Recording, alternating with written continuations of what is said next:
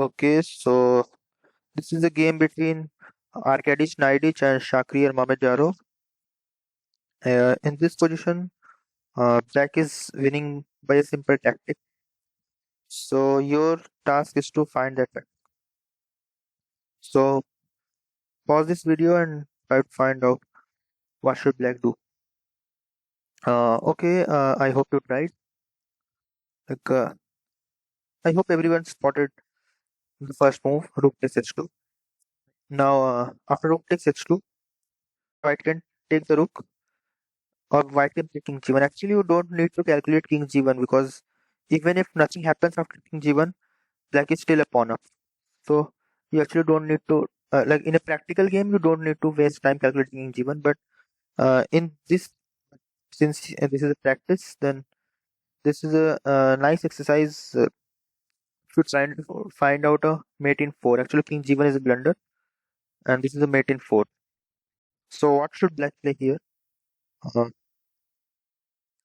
so after king g1, black can queen h4. The point is that black is setting rook h1 checkmate, and by queen h4, he prevented the king from escaping via f. So after queen h4, uh, black is setting to play rook h1 mate. And actually, white has no defense because if white plays g3, black can simply take, and this is a mate. White is helpless. So after rook takes h2, white cannot take king g1. White will obviously take the rook. And here comes the question: where should black move his king? Should he move it to h4, h5, or h6? I think like many of the beginners uh, think of playing queen h4 first. Like they check queen h4 because queen h4 is preventing the king from coming to g3. Actually, this is a wrong approach. Like obviously, you should calculate queen h4 first, but if white returns with king g1, then there is no progress. But here, black should consider queen h5.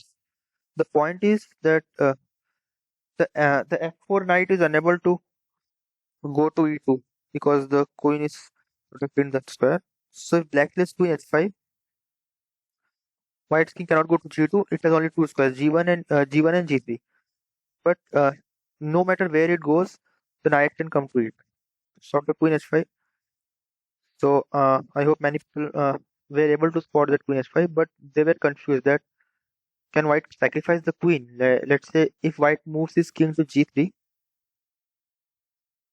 then many people would have thought that after knight e2, white can sacrifice the queen. Queen takes e2, queen takes e2. But here after queen takes e2, white has bishop takes h7. After bishop takes h7, if black takes king takes h7, white has rook takes f8, and the material seems equal. Now, a very good practice for beginners is not to move the pieces while calculating. Like in this example, I am moving the pieces, but actually here I will not play knight e2 before you calculate it. So try to find out what happens after knight e2.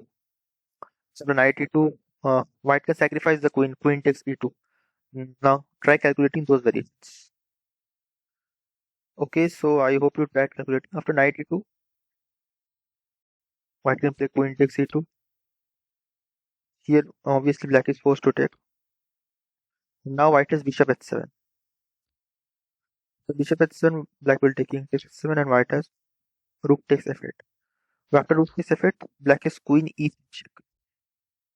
And now here's the point that queen e3 was available with both the king at g3 and at g1. So here when we first played here when we played rook takes h2, king takes h2, queen h5. Here white had two choices. He can either go to king g3 or he can move his king to g1. But the outcome does not change because even after king g1, knight e2, queen takes e2, queen takes 2, bishop takes h7, king takes h7, rook f8. black has queen e3. This queen e3 check is available with both the king at g3 and g1. So this queen e3 check was essential, otherwise the tactic would not have worked. So,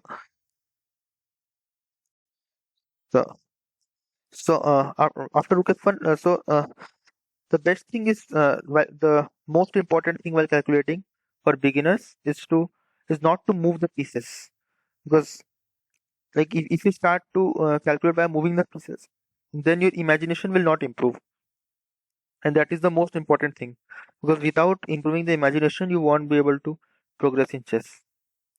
So this is the so while calculation you should never move your pieces, because in real games also you cannot move your pieces. So try making this a habit.